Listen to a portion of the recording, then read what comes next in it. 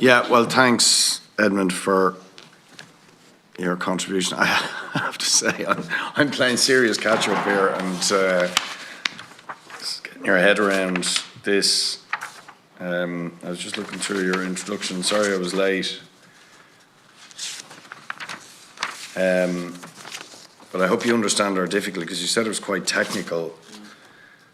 I just quote one paragraph. Here's a question you should put to them. I presume that's the central bank. What reason do they consider valid for the purposes of sub-paragraph J of paragraph 1 of the annex of terms referred to in Article 3.3 of the 1993 directive as scoped at sub-paragraph 2b of the same annex? Now you can see our difficulty, or my difficulty, in trying to get my head around that. What? Or any lay litigant who wants to raise the point. Litigant. But I do like your then more succinct summary. Is there ever a valid reason for supernormal profits? And can I just ask, is, you know, if they're carpetbaggers, these people, which is what they are, vultures, whatever you want to call them, and their objective is super profits, is one way to try and minimise the amount of profit they are actually allowed legally make? And could you just talk a little bit about that, about just how much profit they are making? I mean, like, I'm not an expert in all this by any means, and I just want you to explain to me, the person who doesn't really fully understand how it all works. I mean, the banks sell the loans to these outfits, these investors, because they've decided that it's too much hassle for them to do a deal with the borrower. They take a tax write-down. Yeah. And so that goes on the profit and loss account. On the profit and loss account. That's not. So the banks are happy to let go of these, and they sell at a significant discount to the face value. They say, yeah, and then the investor then. Can chase the full value. If yeah, he leverages his investment. He says, "Oh gosh, this is a good deal here. Yeah. £10 million worth. I can put up £2 million, and I borrow the rest from the retail banks or from other, Goldman Sachs or something. Any of these, or Blackstone or any of these people. Yeah. So he's looking at a really good return there. Yeah. You might be looking at 15%, provided everything runs according to plan. Sorry, we're talking about the investor now. Yes. So having leverage, but of course, if he gets into trouble, if there's some hiatus which is slowing up the cash flow, he may be subject to margin calls from his banker, and that in turn might lead to a sell off of the investment, which is the mortgage-backed security, which in turn would lead to some difficulties for the retail bank. See, so now you have a situation where the governor of our own central bank is saying there's a risk of contagion. Yeah, I get it. But like, what's the answer to this? Because I mean, it's a disaster, and for the poor borrower is trying to deal and get forbearance, what is the answer to this? Do we stop the secondary market? Do we stop these vultures full stop from being able to buy? You can't do that. The banks are entitled constitutionally to sell any property they have. You'd have to compensate them if you said you can only sell it for a lesser sum or for a sum which is capped in some way. The banks have the constitutional property rights too. That's always the difficulty. I always hear deputies coming up with ideas that people can be forced to do this and forced to do that. But there are constitutional rights, and you'd have to compensate them. That's basic. But the situation would be that if you want a solution, and I've always said it, the solution is for the retail banks to say, okay, we'll buy these back. You got them at a discount. We'll compensate you for, a reasonable rate of interest and so on and so forth. Just give them back to us, and we'll now carry on with them as paying mortgages in the Irish sector. And there's lots of Irish money out there. Can I just stop? Because I agree with that. I mean, but isn't that about driving these vultures out? Isn't effectively? It's that the banks, our pillar banks, that at least we have some flipping relationship with. You can't drive them out, but you can make them an offer they can't refuse. So they'll say, thanks, we'll get the money. Whatever language you want to put on it. That's the way to handle this. But it's not correct to say that we're what do we say, oppressed by these vulture funds at this point. If the EU law was properly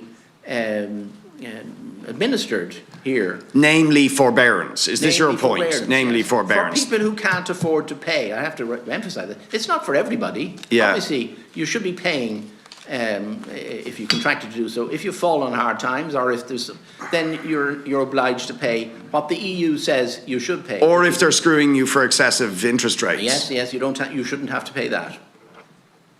Okay. So, and the central bank. And does the directive help in this regard? And the issue is the government need to ensure that. Yes, the directive says this system should be in operation. It doesn't say the central bank should use soft law to nudge people into doing the right thing. It says the state shall oblige lenders to offer foreclosure. Oblige. The amendment to the forbearance. Yeah, oblige. As opposed to, the wording was initially in the 2014 directive was the state shall encourage creditors. And they went to the trouble of amending that in the 2021 directive and said, change that wording, say the state shall oblige. Yeah. Now, that's hard law. Okay. There's no other way of getting around that. Why would they change those words if it had no effect whatsoever? It has an effect. It has the effect of telling member states that they shouldn't be using soft law regulators which are subject to regulatory arbitrage and all sorts of to administer this. And again, apologies if you've been through this already, but is your concern that the government are not going to properly enforce that obligation to offer forbearance? It is possible that the central bank, having been given the job of regulating, could step up to the plate and say, okay, we're going to regulate in plain view. We're going to set out new code. We're going to have a mechanism for an audience, for advocacy in relation to a TD who can come in and say, I've got Mr. McGillicuddy and he wants to, he's made this offer, and they said no. Yeah. And so the central bank should say, we're now recording that. If there's a pattern here, these people are going to be fined. That's because we're not happy that they're offering the forbearance that they should be offering. So the central bank could be the referee, but this is not what the government is proposing. They're proposing a soft law mechanism, which says that if the central bank is happy that things are reasonable, then you don't have to tell us about it. Just keep it to yourselves.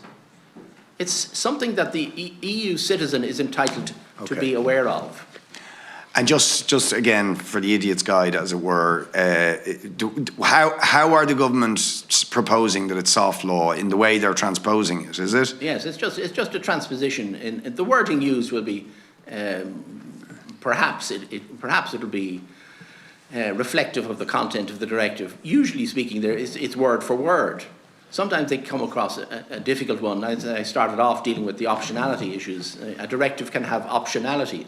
That's kind of contradiction in terms, because the EU is saying you must do this, but then it goes on to say, but maybe you can do that and maybe you can do the other thing. And I think myself that that's a matter of legislative policy. If a directive from EU says you could do that or the other, then a policy decision has to be taken. I don't think the Minister for Finance or the Minister for Industry and Commerce or some other designated minister can actually say, I'll make the decision on that. It should come to the legislature. Okay. So it should come maybe So to our the committee needs to recommend that it's legislated for. Is that what you're saying? Well, it certainly should come to the Shannon Committee before anything. The Shannon Committee, which, as I say, Senator Mark Daly was talking about this. He said it's only just up and running, and they're not really being assisted by the administration in that, not the Oireachtas administration, but by the ministerial administration, which says, oh well, we're up to a deadline here. We can't be bothered with the Shannon Committee. Just sign it. Okay. That's the reality. Okay. I don't know whether you looked at. I should mention this: the Registration of Title Act 1964. I think you'd be interested in this. It was amended. The Registration of Title Act 1891 contained a provision that the register shall be conclusive evidence of the title of the owner. That was 1891. In 1964, the Minister, the Department of Justice, well, the government of the day, it was Charlie Haughey, he re-legislated the whole thing. And there was the corresponding corresponding section was, it had a margin note which said, Section 31 of the new Act, and then the margin note said, this is Section 34 of the old Act. Huh? So you're a TD, you look at that, you say, well, that's okay, it must be okay, so. But it wasn't Section 34 of the old Act. It had an amendment in it. They inserted words, I have shown them there. They inserted words here to give the impression that the ownership of a burden would also be conclusive. Right. And the wording is very bad. So this is relating to the earlier discussion about the asset not moving, but the... Yes. It's yeah. in relation to people going into court saying, I'm the registered owner. Yeah. And, don't ask me anymore. You know, if you press me on it, I won't be able to produce any documents to prove it. So the section was... So what assistance? I don't know where that came from. I'd love to look at the Oireachtas debates at the time, 1963. But the point is, you could remove those words now, and that would eliminate the confusion in the courts. And it wouldn't affect the rights of the owners of the mortgage, because they'd still be entitled to come to court. Only not the loan originator would be suing. They would come in themselves as SPV and say, we're the owner of the burden, we're suing. But the Americans don't want to know, and indeed the Irish loan vulture funds don't want to know either. They want to leave it in the hands of the person who's named on the register. But those words could be taken out without damaging anybody's property rights. So I think that's a fascinating piece of legislative history. I'll leave it with you. Clear as mud. No, I think I get you. Deputy McGrath, you finished, Deputy? Yeah, just to go back to my original point about profits. You don't think there's any value in trying to limit their profits, cap their profits? Seeing as you did say, is there ever any valid reason for them to make super profits? No, it's using the directive and using the unfair terms directive should have the effect of capping their profits. Because if they come in saying we want sun, moon and stars, then the directive will say, well, now we're going to look at your underlying business model, cost of funds, commitments to banks and servicers and so on and so forth. And they say, no, actually, funnily enough, your costs haven't gone up at all, so you're not entitled to any more interest.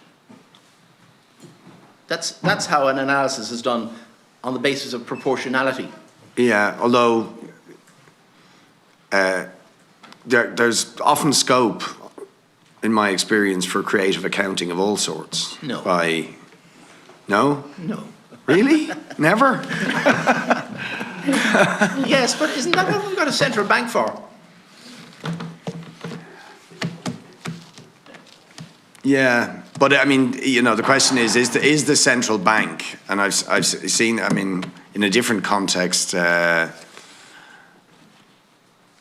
terms of the financial behaviour of film companies, for example, the actors have pointed out that the most creative thing in the Irish film industry is the accountancy, and I just wonder unless the central bank has a lot of resources to check on the sort of, you know, the financial position of these companies, will they actually be in a position to identify and prevent creative accounting, which can allow these entities, these vultures, to, you know, essentially look for, you know, for super profits. Okay, well, if you can audit for the purposes of tax, you can audit for the purposes of determining the actual cost of funds. Yeah?